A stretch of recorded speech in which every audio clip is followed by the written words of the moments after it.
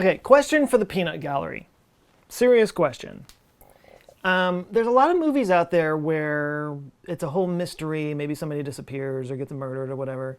And the whole movie, they're trying to figure out what happened. And there's all these convoluted red herrings and stuff, people trying to figure it all out. And then in the end, it turns out to be something super boring, super basic, just like the point being life is random and random things happen. And we tend to assign way too much significance to things when there's not really any significance there.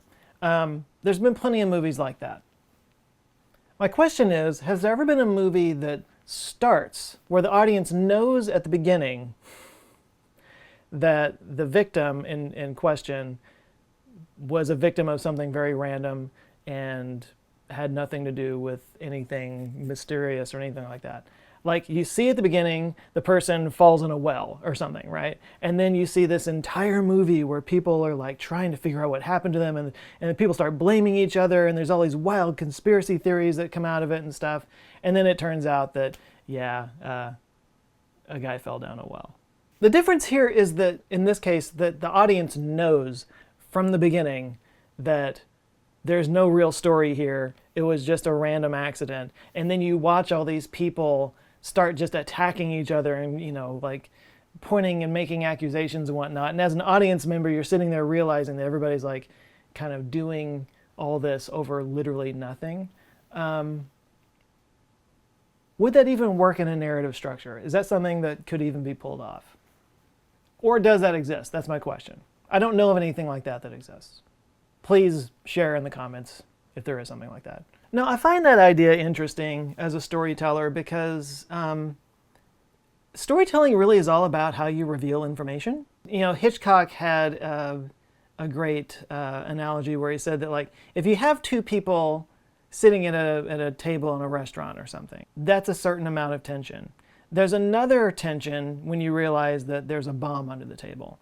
And it's all about who knows that there's a bomb there. It is a different scene depending on whether one of the characters knows that there's a bomb under the table and the other one doesn't, whether neither of the characters know that there's a bomb under the table, whether they both know that there's a bomb under the table, or whether the audience knows there's a bomb under the table and one or more of the characters doesn't, or vice versa. Depending on who knows that piece of information, that scene changes in many different, very divergent ways. What does this have to do with the Dyatlov Pass incident?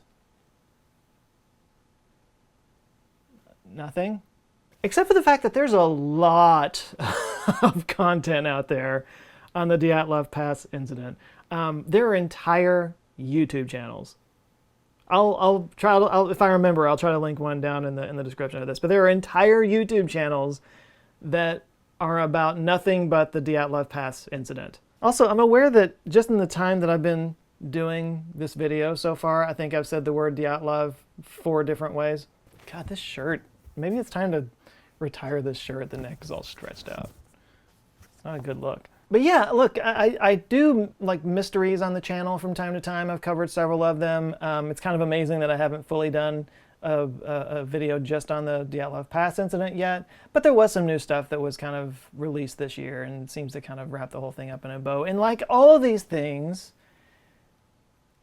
even though there's like literally full channels and websites devoted to this topic, people are just like devoted themselves to solving this mystery. When it all comes down to it, the most likely answer is a very basic thing. Basically, it all comes down to whether or not they got just hit by an avalanche. And there's a lot of people that don't like that theory, probably because it's too simple. A lot of people say it's just way too shallow, way too little of a slope for there to be an avalanche that had hit them. But as these Swiss scientists and researchers figured out, they went and looked at the area, and a lot of the slopes in the area are just over 30 degrees. And it turns out 30 degrees is kind of like that magic number that can determine whether or not a slope is big enough for an avalanche to fall. And it might not have been like a giant fast-moving avalanche because it was falling from a high angle or whatever, but it was a lot of snow that might have accumulated over a weak layer of snow, and then the whole thing just right on top of them. So that's why I felt like it was worth covering in a full video, because there was some new research that came out, some new conclusions, a new study that was published and whatnot. And to me, I mean, honestly, for me, that kind of ties it all up. And it may sound like I'm throwing a little bit of shade at people who are, like I said, there's some people who have dedicated entire YouTube channels to this, and they're, lots of time and whatnot. I don't mean to like crap on them or anything, but like, I feel like in a lot of these mystery videos, people, like they really want there to be a mystery there, and they really focus on things that aren't that mysterious, like the fact that one of the hikers was missing a tongue. Or he's like, oh, chupacabra, or, some aliens, or some weird thing that his tongue was missing, or maybe they were like attacked and it was some kind of vendetta, so they removed his tongue. Maybe he said, I don't know. There's all these theories about why this one hiker was missing her tongue. I'm more surprised that most of them weren't missing their tongues, because that is a very, very common thing that you see in nature.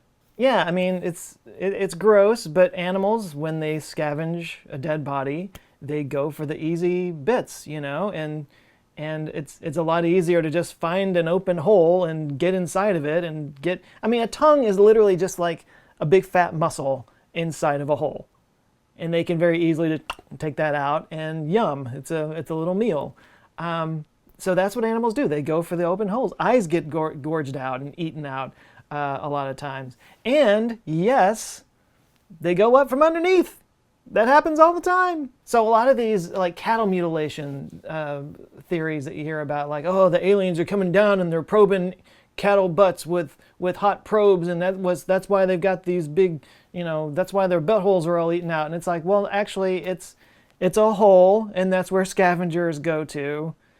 It might seem horrible and gross to us as people, but animals, that's what they do. They go for the hole. Getting a lot dirtier than I intended. I did make a little bit of, I guess, what could be qualified as wild speculation in this Dyatlov Pass video when I said that the radioactivity of their clothes might have been from glow-in-the-dark paint. I don't think that is a wild theory. I mean, I've seen videos where people went to antique stores with a dosimeter or a radiation detector or whatever, and a Geiger counter thing, sorry. But they go in with a Geiger counter, and literally, like, from outside the store, they see an increase in radiation from old antique clocks that are inside this store. It's not enough to really be worried about. It's not like all that antique shopkeepers are dying of cancer or anything like that, but it is an increased level above the background normal level of radiation that one would expect. And just from like the glow-in-the-dark paint on these old alarm clocks. Now, I used to work at an REI back in the day, and I remember there being some camping equipment that had little glow-in-the-dark features on it, glow-in-the-dark faces and whatnot, because you're camping, you're at night, and you want to be able to see this stuff. It's a handy little feature. And I imagine back in the 50s, especially in Russia, maybe they had older equipment and stuff. Of course they had radioactive, radium-based glow-in-the-dark paint that was being used. So I imagine getting hit by a wall of snow in an avalanche, maybe that could have crushed some things. Maybe some powder from that paint may have flecked off into their clothes, and that was enough for them to be slightly radioactive. Now that's just my assumption. There could be a lot of other things that were used back then that were a bit more radioactive. I mean, I always refer to like all the stuff from like the 50s. It was the atomic age. There was a lot of radioactive stuff that was being used. I mean, people used to drink radium. Who knows, maybe somebody out there, maybe somebody in the group actually had like Radithor or something and was drinking it. That was a thing people did just a couple decades before that. So there could have been any source of radiation back then. But obviously, when you have a subject that goes so deep and so many people have looked into that there are entire documentaries about it, entire YouTube channels based on it, books aplenty about it, there's a lot of stuff that got left out of this video. There's obviously no way I could have covered it all. So there's a lot of things that maybe have been found that have been speculated that don't fit into this avalanche theory. For me personally, it kind of ties it all up in a nice little bow, nice little tragic bow. And some of these things I think could work together. There were reports that some people saw some glowing lights in the sky, but also apparently in that area, the Russian military were dropping like parachute mines testing parachute mines in that area. So that might explain why there were flashing lights in the sky, but could also explain an avalanche. You know, if there was enough sound put off by exploding mines in the sky. And I don't know anything about parachute mines, so maybe they're not that loud. But assuming if it's a mine, if it's an explosive, it would be enough to maybe shake a layer of snow on top of a weak layer and make it slide off. And the other thing that blew me away when I was looking into this, and I don't know why it never really occurred to me before, but this was a very risky expedition that they were on. They were on a 2-week hiking trip in the Russian mountains in January.